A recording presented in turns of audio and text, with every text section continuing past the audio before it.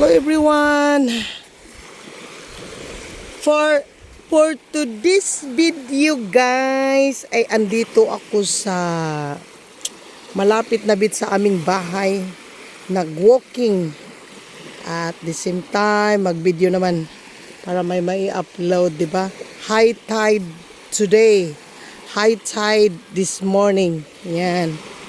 Sarap pag-walking dito. Dito ako nag-exercise.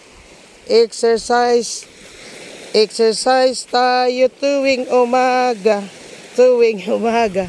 Ganyan. Ito yung tabing, di naman may bahay dito sa tabi, no? Tabing dagat. Ayokong tumira ng ganyan, natatakot ako. Ayan yung mga bahay nung araw ba, nung mga panahon na bagyo ng malakas dito sa amin. Yan, na wash out na yan. Tingnan yan. It's because of the typhoon. Naguba, na-break ang mga bahay. Pero normal na, expected na yan basta dito ka sa malapit, sa dagat, tumira. So, alam mo na ang mangyayari. Dili talaga stable ang iyong pamamahay. Yan, nagiba yan lahat sa yung bagyo. Yan, giba yan. Ayan yung beach dito sa amin. Okay naman siya.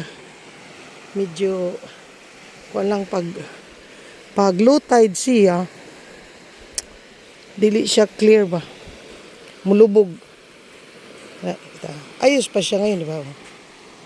Very clear our water.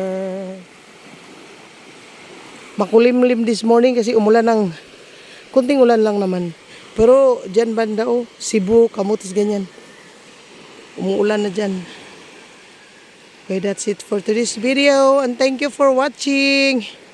Thank you for the support of my channel. I'm gonna bye-bye now. Thank you everyone. See you again on my next. God bless us all.